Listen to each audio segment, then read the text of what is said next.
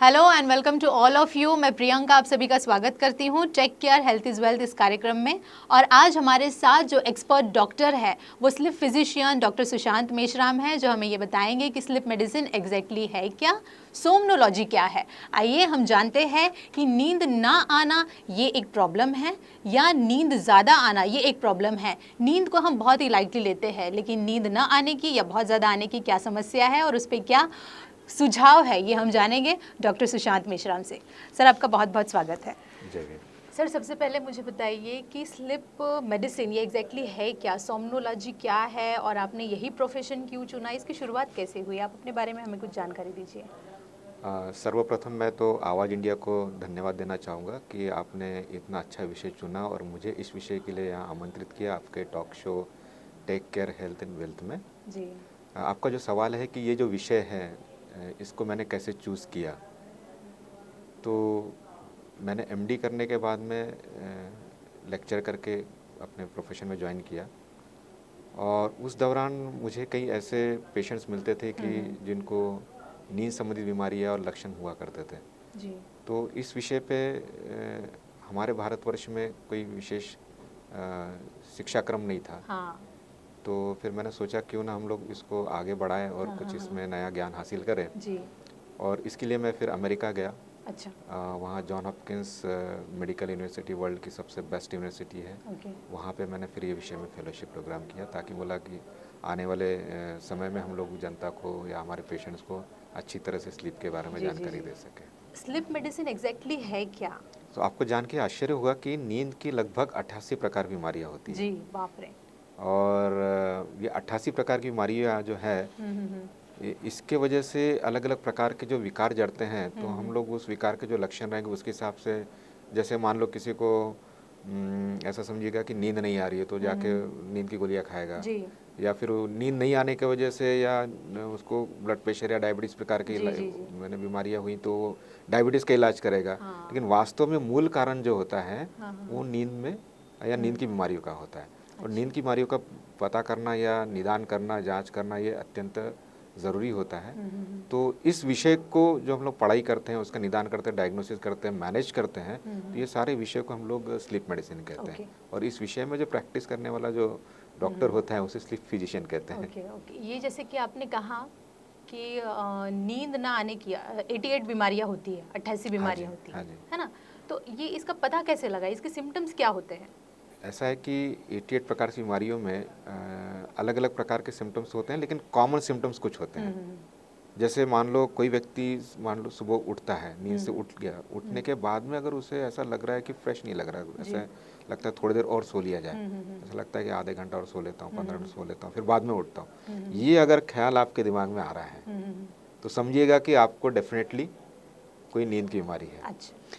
दिन भर अगर आपको सुस्त लग रहा है, हाँ। लॉस ऑफ एनर्जी, कुछ काम करने की इच्छा नहीं हो रही है, बैठ रहे हैं तो ऐसे नींद आ रही है, झपकी आ रही है, कंसंट्रेशन नहीं लग पा रहा है आपका, कोई भी एक किताब पढ़ने जाओ या कोई काम करने जाओ तो एकाग्रता नहीं लग रही है, तो समझ लेना कि आपका कहीं ना कहीं नींद में कुछ फॉल्ट प्रॉब्लम हुआ है। जी। ठीक है। हाँ। और साथ में अगर मान लो किसी किसी को एसिडिटी की तकलीफ हो जाती है, किसी को ब्लड प्रेशर बढ़ जाता है। ब्लड प्रेशर ऐसा है कि जो कई सारी दवाइयाँ लेने के बाद में भी कंट्रोल नहीं होता। अच्छा। या डायबिटीज़ ऐसा कि बहुत सारी दवाइयाँ इंसुलिन लेने के बाद में भी कंट्रोल में नहीं रहता। तो समझिएगा कि कहीं ना कहीं हमारे नींद में कुछ फॉल्ट हुआ है। अच्छा। ठीक है। तो इस प्रकार के लक्षण अगर किसी व्यक्ति को है, loss of energy, lack of concentration, भूलने की आदत, छोटी छोटी चीज़ें भूल जाना, ठीक है, बच्चों में खासकर ये बीमारी ऐसी नहीं कि बड़ों की है करके, बच्चों में भी इस प्रकार के लक्षण रह सकते हैं। एक हाथ बच्चा बहुत ज़्यादा हाइपर एक्टिव रहेगा, 5 साल का 7 साल का बच्चा जो है एक जगह बैठेगा नहीं, तो हम लोग उसको बोलते हैं कि कुछ साइकेट्री प्रॉब्लम है या हमारा बच्चा बहुत चंचल है, एक्टिव है। एक्चुअल में आजकल तो ऐसा कहते हैं कि अगर बच्चे बहुत चंचल हो तो उसे बहुत एक्टिव है, बहुत अच्छा है, बट एक्चुअली ये प्रॉब्लम है। एग्जैक्टली ये प्रॉब्लम है, इसको हमने दिखाना चाहिए। हो सकता है उसमें कहीं ना कहीं नींद का कोई इशू रहा हो। अगर उसके साथ साथ उसकी पढ़ाई में अगर वो कमज़ोर है, एकेडमिकली अगर उसका परफॉर्मेंस कमज़ोर है, तो समझ लेना कि नींद में कहीं ना कहीं फॉल्ट है। तो इस प्रकार के लक्षण होते हैं, लेकिन ऐसा ये बताना बड़ा मुश्किल होता है कि अगर किसी की याददाश्त कमज़ोर हो रही है तो ये नींद की वजह से ये करके ऐसा बताना मुश्किल है। लेकिन एक उसका एक कारण हो सकता है, नींद में उसका एक कोई कारण हो सकता है। तो इसलिए कोई भी व्यक्ति को इस प्रकार के अगर लक्षण हो तो उसने स्लीप फिजिशियन से या जो व्यक्ति स्लीप में काम कर रहा है डॉक्टर, उससे सलाह लेके इलाज करवाना ज़रूरी होता है। जी, तो ये तो लक्षण हो गए कि लैक ऑफ कंसंट्रेशन या फिर एनर्जी नहीं होना, किसी काम में मन नहीं लगना या फिर चिड़चिड़ाहट होना और साथ ही भूल जाना किसी भी बात को, तो ये लक्षण होते हैं कि आपको नींद की कुछ तो भी प्रॉब्लम है। तो नींद एग्जैक्टली है क्या? हम कैसे ये पता लगाए कि हमको अच्छी नींद है या? बहुत सही सवाल पूछा है आपने। नींद जो है, मैं आपको एक बता दूं कि ये एक कुदरती तौर पे, प्राकृतिक तौर पे नेचर ने आपको दी वाली एक बहुत बड़ी गिफ्ट है, जिसमें आपके शरीर का अंदरूनी तौर पे ऑटो हीलिंग होता है। ऑटो हीलिंग का मतलब अपने आप दुरुस्तीकरण, रिजुविनेशन, तरोताजापन, ये नींद में अपने आप होता है। अच्छा। जिस व्यक्ति की नींद अच्छी, तो शायद उसको कोई भी डॉक्टर के पास जाने की जरूरत नहीं। अब नींद में होता क्या है वास्तव में? नींद अगर आप देखो, कोई व्यक्ति सोया हुआ है तो ना तो जागृत अवस्था में होता है, ना मृत अवस्था में होता है, वो बीच की अवस्था होती है, जिसमें सांसें चलती है, हार्ट चलता है, लेकिन उसकी तीव्रता थोड़ी कम होती है। ठीक है। नींद में ऐसा नहीं कि इंसान एकदम पड़ा हुआ है। वास्तव में अगर आप उसका वैज्ञानिक तौर पे अगर जांच पड़ताल करें, तो आपको नजर आएगा कि नींद में ब्रेन आपके जागृत अवस्था से भी कहीं ज़्यादा काम करता है। क्या काम करता है? तो आपको हील करने का, अच्छा, आपको दुरुस्त करने का।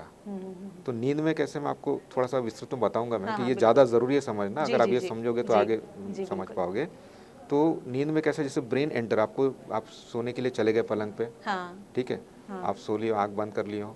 आँख बंद करने के बाद में कम से कम आपको 20 मिनट के अंदर में या आधे घंटे के अंदर में नई जगह पे, अपने घर में 20 मिनट में और नई जगह पे आधे घंटे में नींद आनी चाहिए। अगर आपको उसमें नींद नहीं आई तो समझ लेना आपकी नींद की जो घड़ी है ब्रेन में, वो स्टार्ट नहीं हो रही है।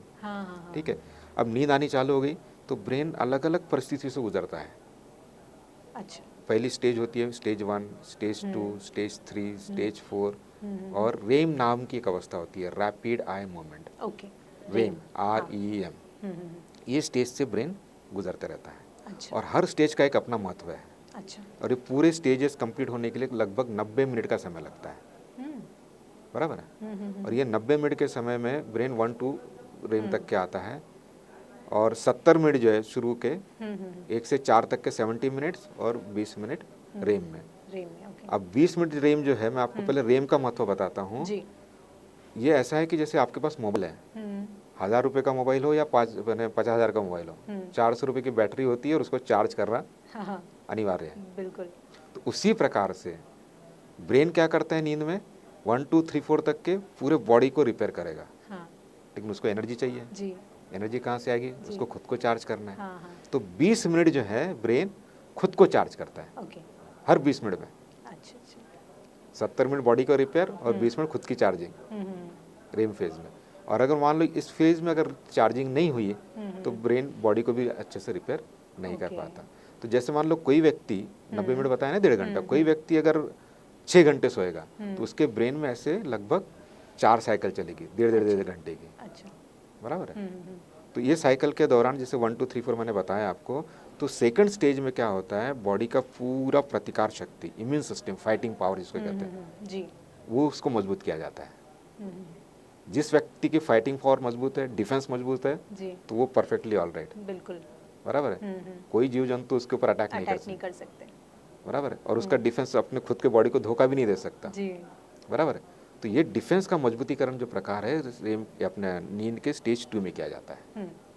और स्टेज 4 में आपके शरीर को लगने वाले सारे हार्मोन्स, हार्मोन एक पदार्थ होते हैं शरीर के अंदर में, उसका नाम ही हार्मोन का मतलब होता है हार्मोनी मेंटेन करने वाले पदार्थ, जो आपके शरीर में एक लय मेंटेन करते हैं, आपको फिट रखते हैं। जैसे इंसुलिन नाम का हार्मोन अगर कम रहा तो डायबिटीज हो जाता है, थायराइड का हार्मोन कम रहा तो हाइपोथायराइड हो जाता है, सेक्स हार्मोन कम रहे तो सेक्स संबंधित प्रॉब्लम्स आते हैं। तो इस प्रकार ग्रोथ हार्मोन कम रहा तो ग्रोथ नहीं होती है, हाइट नहीं बढ़ती है। ऐसे अलग अलग प्रकार के शरीर में हार्मोन्स होते हैं। उसमें से कुछ हार्मोन तो ऐसे हैं कि नींद के स्टेज 4 में ही शरीर में रिलीज होते हैं। जैसे ग्रोथ हार्मोन, अगर कोई व्यक्ति स्टेज 4 में नहीं सो रहा होगा, कम सो रहा होगा, तो उसके शरीर में ग्रोथ हार्मोन का प्रमाण कम रहेगा। अच्छा। और कम रहेगा तो उसको अलग अलग प्रकार की व्याधियाँ पकड़ सकती है। बच्चों में भी ऐसा होता है। तो स्टेज 4 में हार्मोन्स नॉर्मल किए जाते हैं। तो इतना अत्यंत महत्वपूर्ण कार्य नींद के अलग अलग विभिन्न स्टेजों में किया जाता है। इसलिए जो प्रोपोर्शन होता है, पहली स्टेज में ब्रेन 5% गुजारेगा, दूसरे स्टेज में 50%, तीसरे में 5%, चौथे में 15% और 25% समय रेम में। इस प्रकार से 100% प्रोपोर्शनेटली अगर इंसान का ब्रेन सो रहा है तो वो एक क्वालिटी स्लीप का एक मतलब अंग है, वो उसके ब्रेन में क्वालिटी स्लीप हो रही है। दूसरा है ड्यूरेशन भी इतना ही महत्वपूर्ण होता है कि आप बराबर एक उम्र के हिसाब, जैसे 30 से 40 साल के जो व्यक्ति होते हैं उसमें कम से कम आपने 8 घंटे की नींद लेना ज़रूरी है। 5 से 10 साल के बच्चों ने कम से कम 9 से 10 घंटे की नींद लेना ज़रूरी है। अच्छा। तो ड्यूरेशन इज ऑल्सो इम्पोर्टेंट। तो जिसका ड्यूरेशन और ये प्रोपोर्शन ये बराबर रहा तो उसको हम लोग क्वालिटी बोल सकते हैं। और तीसरा एक अंग है इसके अंदर कि रेम स्लीप। व्यक्ति कितना भी सो रहा है, 1 2 3 4 में भी आ रहा है, लेकिन रेम में नहीं जा रहा है, मतलब आपको स्वप्न अवस्था या रेम अवस्था जो बोल रहा हूँ उसमें अगर नहीं सो रहा है तो वो भी क्वालिटी स्लीप नहीं बनती। तो क्वालिटी स्लीप जिस व्यक्ति की है, मतलब वो रेम स्लीप में भी सो रहा है, प्रोपोर्शनेटली सो रहा है प्रतिशत के हिसाब से, और उसका ड्यूरेशन मतलब कालावधि जो नींद की जो समय है वो परफेक्ट अगर है तो उसको हम लोग बोलते हैं व्यक्ति की क्वालिटी स्लीप है। जी। और मैं चैलेंज के साथ कह सकता हूँ जो व्यक्ति क्वालिटी स्लीप सोता है उसको दुनिया की कोई बीमारी पकड़ नहीं सकती। तो ये है हमारी तो अच्छे से नींद होना बहुत जरूरी है। आप देखिए कि धरती पे एक भी जीव जंतु ऐसा नहीं है जो सोता नहीं है। जी बिल्कुल, बहुत जरूरी है।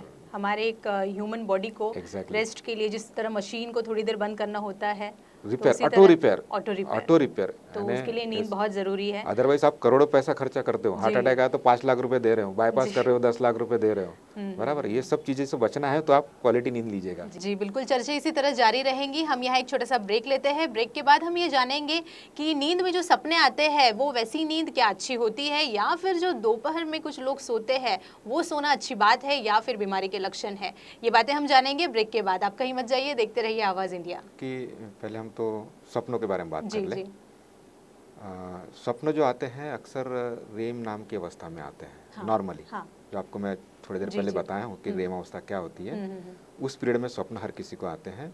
एवरीबॉडी इज ड्रीमिंग, लेकिन कभी कभी कोई व्यक्ति को याद रह जाता है।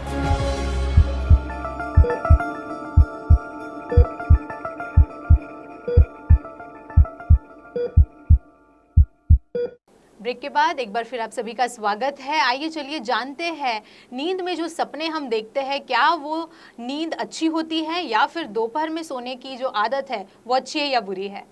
सर हमारे दर्शकों को बताइए, क्योंकि कुछ लोगों को बहुत ज़्यादा हैबिट होती है कि रात को अच्छे से नींद लेने के बाद भी दोपहर में सोते हैं, या फिर सपने आते हैं नींद में, तो क्या ये अच्छी बात है या कुछ समस्या है? देखिए ऐसा है कि पहले हम तो सपनों के बारे में बात कर लें। सपने जो आते हैं अक्सर रेम नाम की अवस्था में आते हैं। नॉर्मली जो आपको मैं थोड़ी देर पहले बताया हूँ कि रेम अवस्था क्या होती है, उस पीरियड में स्वप्न हर किसी को आते हैं। एवरीबॉडी इज ड्रीमिंग, लेकिन कभी कभी कोई व्यक्ति को याद रह जाते हैं उठने के बाद में, इसलिए उसको लगता है कि मुझे सपना आया है। अदरवाइज हर व्यक्ति डेली सपना देखता है। अच्छा, ठीक है। अभी नया संशोधन ऐसा हुआ है कि कुछ नाइटमेयर्स जिसको हम लोग कहते हैं, जो भयानक सपने होते हैं, तो वो सपनों से ये अंदाज लगाया जा सकता है कि इस व्यक्ति को किस प्रकार की बीमारियां होने की संभावना है। नाइटमेयर्स अगर आते हैं तो समझ लीजिएगा कि कहीं ना कहीं उसके बॉडी में कुछ ना कुछ फॉल्ट है, ऐसा हम लोग मोटे तौर पे बोल सकते हैं। तो दैट मींस सपने अगर किसी को याद रहते हैं तो ये समस्या है ना। सपना आना बहुत अच्छी बात है, सपना, लेकिन नाइटमेयर्स मतलब जो भयानक सपने होते हैं, जो सपनों के भी अलग अलग प्रकार रहते हैं। प्लीजेंट सपने रहते हैं जिसमें आपको बहुत अच्छा लगता है, ठीक है, तो वो सपने से आपको नुकसान तो कुछ नहीं है। लेकिन अगर आपको कोई बहुत भयानक सपना आते हैं जिसमें डरावने सपने आते हैं, तो समझिएगा कि अंदर में कहीं ना कहीं कुछ फॉल्ट शरीर में हो रहा है। ये मोटे तौर पे भी नए साइंटिफिक रिसर्च में पता चला है कि स्वप्नों से भी हम लोग पता कर सकते हैं कि कुछ व्यक्ति को कोई बड़ी बीमारी होने की संभावना है, बीमारियां हो सकती है या नहीं हो सकती। ये स्वप्न वाली बात हो गई है।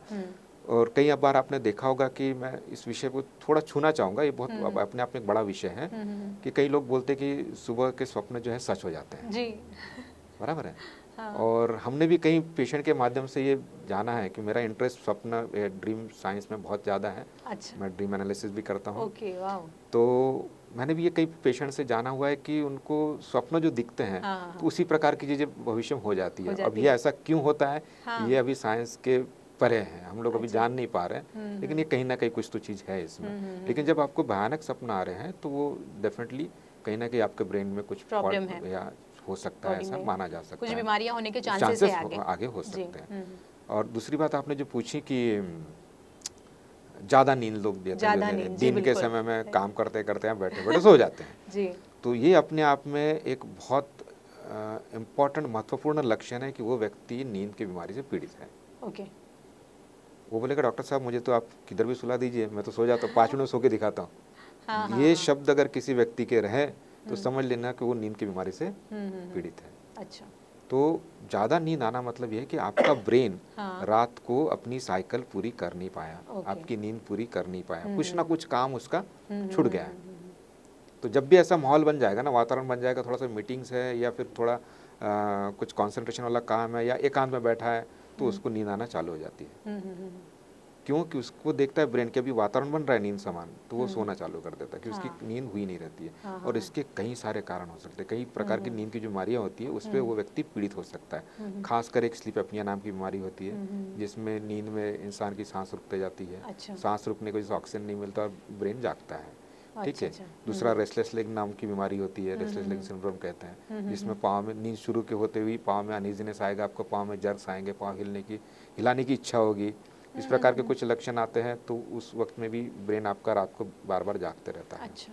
किसी को एक बहुत रेयर बीमारी है, रेयर मतलब बहुत कम मिलती है लेकिन है, मेरे पास ऐसे कुछ पेशेंट हैं जिसको नार्कोलेप्सी कहते हैं।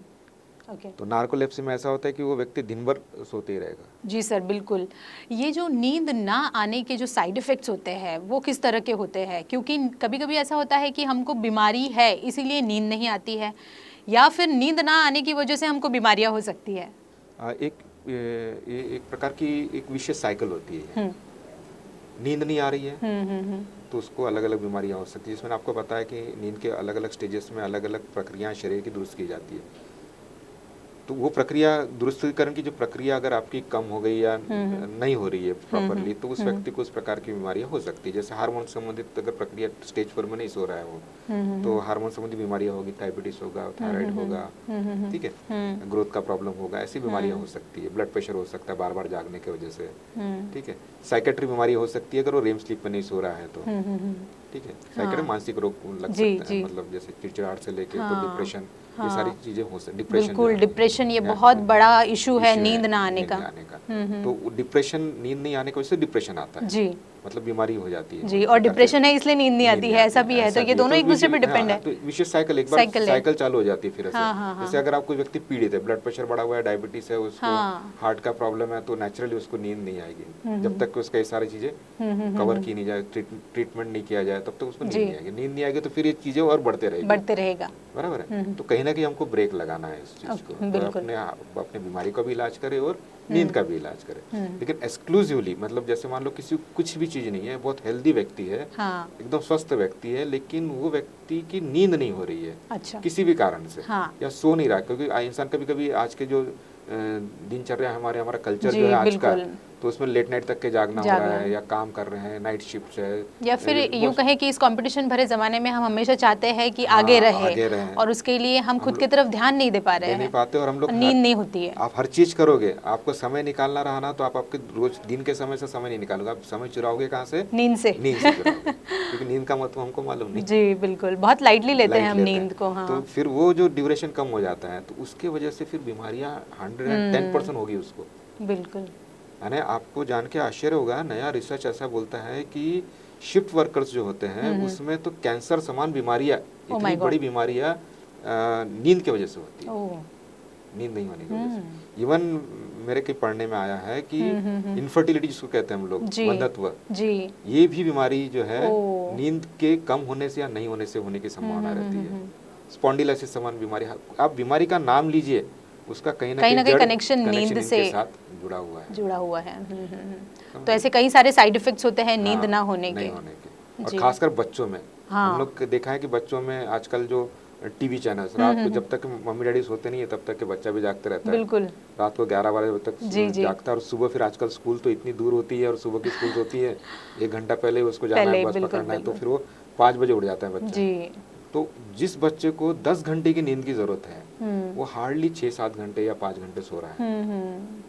व्हाट्सएप का ज़माना, फेसबुक का ज़माना, इसमें इवन यंगस्टर जो 12th पढ़ते हैं या फिर ग्रेजुएशन के पढ़ाई के दौरान जो पढ़ाई करते लेट नाइट तक के, ये सारे फिर उनकी कैरी फॉरवर्ड होता है, लाइफ लॉन्ग चलता है। मेरे पास कई पेशेंट आते तो उनको जब पूछते हैं कि भैया आपको नींद का इशू कब से, तो बोले सर हम लोग जो ग्रेजुएशन कर रहे थे रात रात जागते तब से चालू हो गया। ठीक है, फिर उसका रिजल्ट क्या होता है, जब उम्र की जो आगे के पड़ाव में जब वो लोग आते हैं 35-40 में, तब वो डेफिनेटली साथ में डायबिटीज गिफ्ट के तौर पे, ब्लड प्रेशर गिफ्ट के तौर पे ये सब लेकर आते हैं। और उस एज तक हमारा इम्यून कमजोर होने की वजह से जल्दी अटैक होता है हमारे बॉडी पे बुरी चीजों का। ये सारी चीजें जो है तो हम लोगों ने देखना चाहिए, बच्चों को खासकर बताना इस बारे में। पढ़ाई में बच्चा कमजोर होते जा रहा है तो उसको आप देखो, ऐसा रिसर्च हुआ है कि अमेरिका में जो बच्चों की स्कूलें जो है वो दोपहर के समय में रहती थी, उनका एकेडमिक परफॉर्मेंस ज्यादा अच्छा है। अच्छा, मॉर्निंग स्कूल से। ओके, क्योंकि मॉर्निंग स्कूल में बच्चों को जल्दी उठना पड़ता है, ब्रेन सो नहीं पा रहा, रेम में नहीं जा नहीं पा रहा, मेमोरी स्ट्रांग नहीं हो रही है। बिल्कुल बिल्कुल, ये अभी रिसेंट रिसर्च है पिछले 2 साल का। लेकिन हम हमेशा ये कहते हैं कि मॉर्निंग में उठ के स्टडी करनी चाहिए, तो बहुत अच्छा होता है। स्टडी कीजिएगा मॉर्निंग में उठ के, लेकिन आप रात को बराबर 9 बजे सोइएगा। अगर आप रात को 1 बजे सो रहे हो और 5 बजे उठ रहे हो तो 3-4 घंटे की नींद हो रही है आपकी, तो आपकी मेमोरी स्ट्रांग नहीं होंगी। जी, आगे मैं आपसे ये पूछना चाहूँगी, ये खराटे वाली जो नींद होती है, जिसको हम ये कहते हैं कि हम खराटे ले रहे हैं, दैट मीन्स बहुत अच्छी नींद ले रहे हैं, तो क्या ये सच है? ये जो है एक बहुत बड़ा मिथ है कि जो व्यक्ति खराटे लेके सो रहा है, यानी लोग ऐसा बोलते हैं घोड़े बेच के सोना जी, एकदम निश्चिंत सो रहा है, बहुत चैन की नींद सो रहा है, ऐसा हम लोग मानते हैं, पूरा समाज इसको मानता है, हर लोग ये सोचते हैं कि बहुत बढ़िया गहरी नींद में है, लेकिन ये सरासर उसके विरुद्ध है। अच्छा, जो व्यक्ति खराटे लेके सो रहा है, ये समझिएगा कि उसकी नींद बिल्कुल भी नहीं हो रही, ऊपरी नींद होती है वो। अच्छा, तो थोड़ी देर के लिए हम अपनी बॉडी कंडीशन को चेंज करते हैं, रुक जाते हैं, स्टॉप हो जाती है खराटे और फिर सोना शुरू करते हैं। हाँ, तो वो जो स्टॉप हो जाते हैं खराटे खराटे का स्टॉप हो जाना मतलब उस दौरान सांस का बंद हो जाना। अच्छा, सांस का बंद हो जाना मतलब शरीर में ऑक्सीजन का प्रमाण कम हो जाना। शरीर में ऑक्सीजन का प्रमाण कम हो जाना यानी आपके ब्रेन को ऑक्सीजन कम मिलना। ब्रेन को ऑक्सीजन कम मिला तो ब्रेन का जाग जाना। ब्रेन का जाग जाना यानी नींद की साइकिल का टूट जाना। नींद की साइकिल का टूटना यानी आपकी बीमारी को बढ़ावा देना, इनवाइट करना है बीमारियों को। तो खराटे लेना जो है एक बहुत बड़ा लक्षण है बीमारी का, और वो बीमारी का नाम है स्लीप एपनिया। ओके, स्लीप मतलब नींद, एपनिया का मतलब होता है कि नींद में सांस की रुकावट 10 सेकंड या 10 सेकंड के ज्यादा देर। अच्छा, तो स्लीप एपनिया नाम की बीमारी का सबसे पहला लक्षण है खराटे। दूसरा लक्षण है दिन में ज्यादा नींद आना। अच्छा। और तीसरा लक्षण है कि उस व्यक्ति को कोई देखता है तो सांस रुके हुए दिखेगी।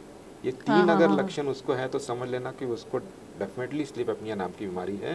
उसने अपनी जांच करवा लेनी चाहिए, ताकि उसको इस बीमारी का इलाज करोगे तो आगे वो ब्रेन स्ट्रोक, लकवा, heart attack, diabetes, blood pressure, accident, इससे सारी चीज़ों से उसका बचाव हो सकता है। तो खराटे यानी बहुत खतरनाक बीमारी का लक्षण है। खराटे मीन्स नई बीमारियों की शुरुआत। दोस्तों, यहाँ हम लेते हैं छोटा सा ब्रेक के बाद हम जानेंगे कि किस तरह इस नींद की बीमारी का सॉल्यूशन किया जाए। आप कहीं मत जाइए, देखते रहिए आवाज़ इंडिया। हम मिलते हैं एक छोटे से ब्रेक के बाद। लैंग्वेज में, सादे लैंग्वेज में हम ये बोल सकते हैं स्लीप स्टडी। ओके, ठीक है। तो स्लीप स्टडी नाम की एक टेस्ट होती है जिसमें व्यक्ति को रात भर हमारे स्लीप लैब में सोना होता है। एक कमरा होता है, उसमें जैसे इंसान घर में सोता है उसी प्रकार से उसको लैब में सोना होता है। उसमें उसके सारे शरीर का मॉनिटरिंग किया जाता है, मतलब उसके ब्रेन की रिकॉर्डिंग चलते रहेगी।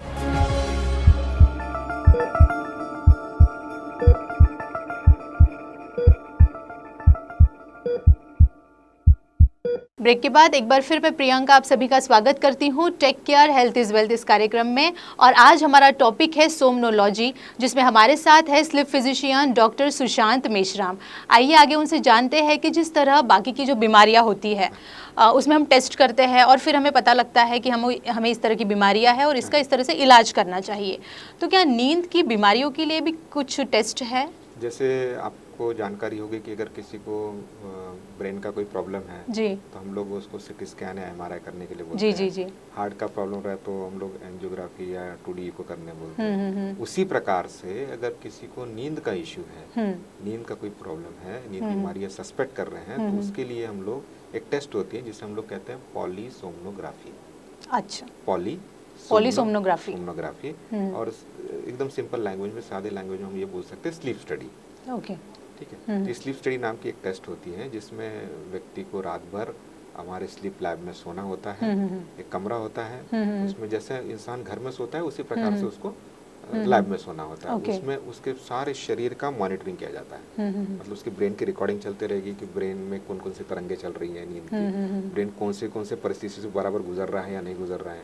आंखों की रिकॉर्डिंग चलेगी कि आंखें मूवमेंट्स हो रही है या नहीं हो रही है। आपका शरीर जो नींद में स्थूल हो जाता है पूरी तरह से स्थूल हो जाता है, एकदम डेड बॉडी समान हो जाता है एक रेम स्टेज में। तो उस प्रकार से स्थूल हो रहा है या नहीं हो रहा है कि अर्ध जागृत अवस्था में ही है, उस प्रकार की। फिर हार्ट की आपकी रात भर रिकॉर्डिंग चलेगी, आपका हार्ट बीट्स कैसे चल रहे हैं रात को, आपका ऑक्सीजन का लेवल चेक किया जाएगा। रात भर मॉनिटरिंग होता रहता है कंटिन्यूशन में कि यार कहीं सांस तो रुक नहीं गई, आपकी सांस रुक गई तो ऑक्सीजन कम तो नहीं हुआ। तो इस प्रकार के लगभग 20 से 32 या कोई मशीनों में तो 52 यानी 52 चैनल्स होते हैं।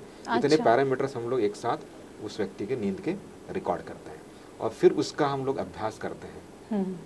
एक रिकॉर्डिंग होती है स्क्रीन की 30 सेकंड की। अगर व्यक्ति 500 मिनट सोएगा तो 1000 उसके पन्ने बनेंगे ऐसे। अच्छा। तो 1000 पन्नों का अभ्यास करके फिर हम लोग उसका रिपोर्ट तैयार करते हैं कि इस व्यक्ति को नींद की बीमारी है या नहीं है, तो किस किस्म की बीमारी है। एक बहुत अच्छी टेस्ट है। इस टेस्ट से आपको कई नींद की बीमारी की जानकारी हमको मिल सकती है।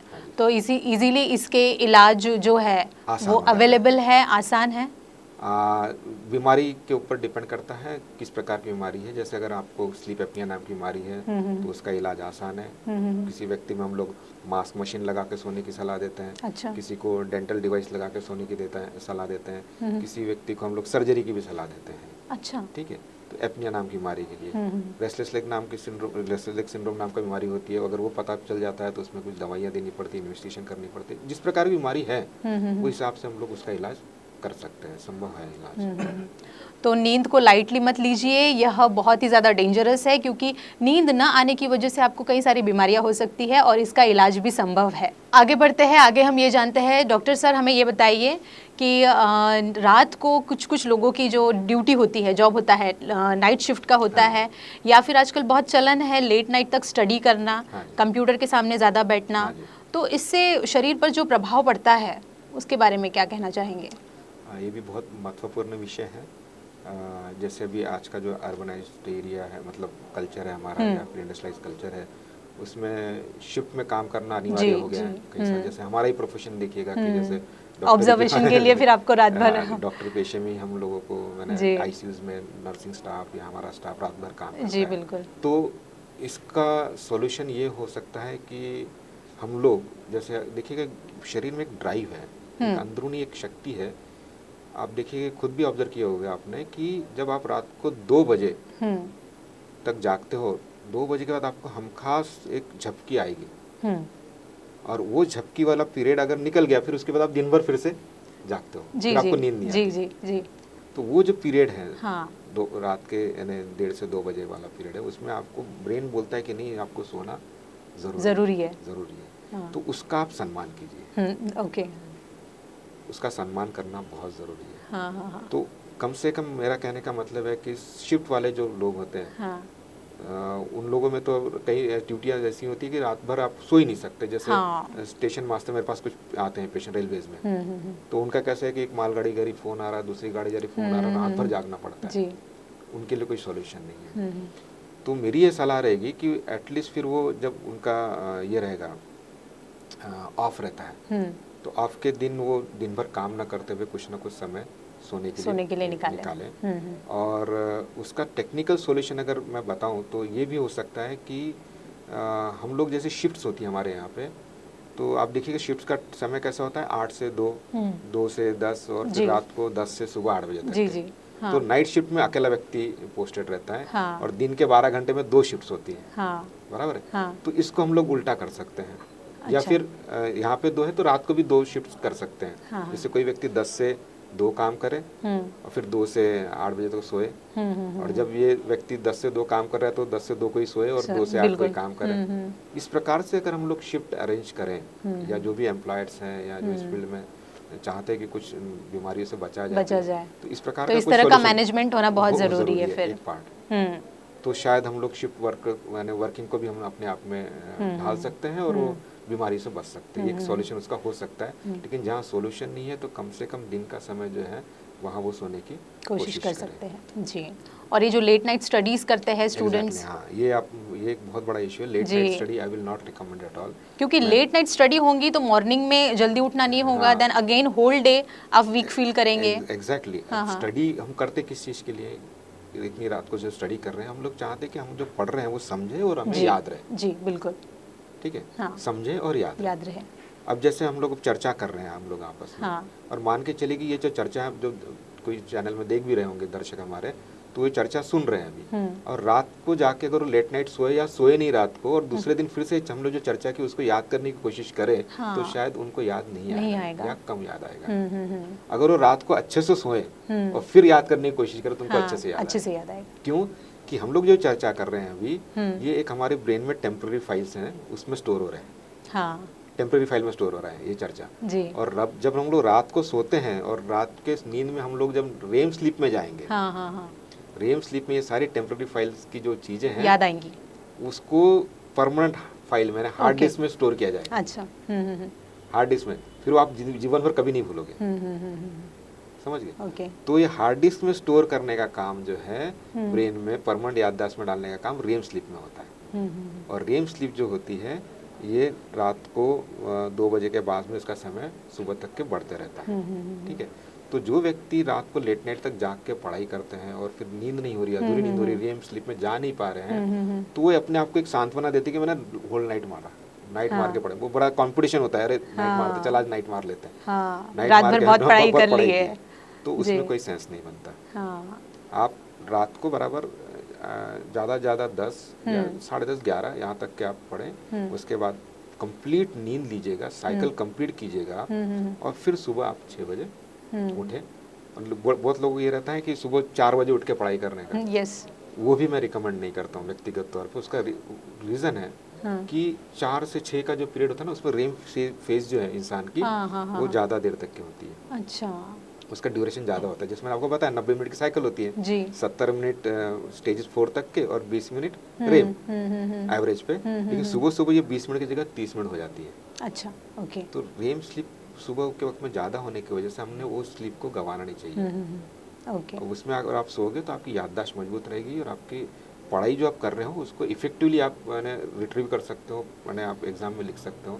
लेट नाइट जागना और अर्ली मॉर्निंग उठ के पढ़ाई करने के पीछे का एक ही मकसद होता है लोगों की मतलब एक शांत वातावरण रहता है, तो इंसान को लगता है कॉन्सेंट्रेशन हो रहा है, बराबर है। लेकिन उसको ये नहीं मालूम कि वो आपके शरीर के साथ में, आपके ब्रेन के साथ में कितना बड़ा खिलवाड़ हो रहा है। आपको जान के आश्चर्य होगा, ऐसा देखा गया है कि 3 हफ्ते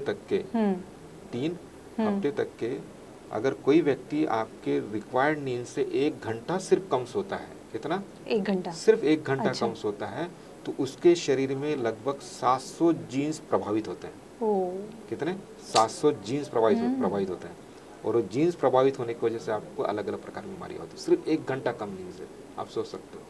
बाप रे। ऐसे एक्सपेरिमेंट्स किए गए हैं कि कुछ माउस पे उनको सब कुछ, एक माउस, एक ग्रुप का उन्होंने सब कुछ खाना पीना सब कुछ दे दिया और नींद भी बराबर दी। एक ग्रुप को सब कुछ दिया लेकिन नींद नहीं दे रहे, तो उसको इलेक्ट्रिक करंट लगा के रात भर जगाते रखते।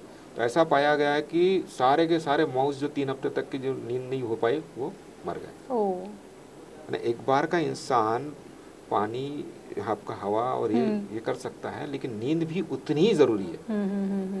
जैसा आपको हवा, पानी और खाना जरूरी है ना, उसी तरह से नींद भी जरूरी है। प्रॉपर नींद बहुत ज्यादा जरूरी है। लेट नाइट जागना, लेट नाइट पार्टीज एक आध बार वंस इन अ वाइल ठीक है। हाँ। आप 15 दिन में या महीने में एक आध बार कोई शादी ब्याह या पार्टी से, वहाँ बर्थडे पार्टी, ये सब ठीक है। लेकिन आपने जो रोजमर्रा की अपनी हैबिट बना ली है कि डेली, देखा रात को पढ़ते हैं तो 12-1 बजे तक के तो चाय बना रहे, कोई कुछ कर रहा है, कोई बाहर घूम रहे जा रहा, फिर बाद में 12 बजे पढ़ाई चालू कर रहे, 2 घंटे पढ़ रहे, फिर नींद आ रही, फिर सो रहे, उसमें कोई सेंस नहीं बनता। उससे आप अपनी अच्छी नींद लीजिएगा और फिर 6 बजे के बाद उठ के पढ़ाई कीजिएगा। जी सर, आपने बहुत ही अच्छी जानकारी हमारे दर्शकों को दी है। बस जाते जाते हमारे दर्शकों को क्या मैसेज देना चाहेंगे आप? जैसे अभी हमने पूरी चर्चा में अब देखा है कि आपको नींद का महत्व तो समझ में आया होगा। नींद, क्वालिटी स्लीप होना बहुत ज़रूरी है। आप एक विशिष्ट ड्यूरेशन जो होता है, कम से कम 7 से 8 घंटे की नींद 30 से 40 साल की उम्र के लिए होना ज़रूरी है। बच्चों के लिए 9 से 10 घंटे की नींद होना बहुत ज़रूरी है, और गहरी नींद होना बहुत ज़रूरी है। तो ये नींद को आप कॉम्प्रोमाइज़ ना करें, एक कुदरती देन है, एक बहुत पवित्र चीज़ है, और इसको सम्मान दें। जब भी आपको महसूस हो रहा है कि लेट नाइट रात आप जाग रहे हो, नींद आ रही है, लेकिन आप किसी काम में व्यस्त हो और काम को ज़्यादा महत्व दे रहे हो, नींद को नहीं दे रहे, ऐसा ना कीजिएगा।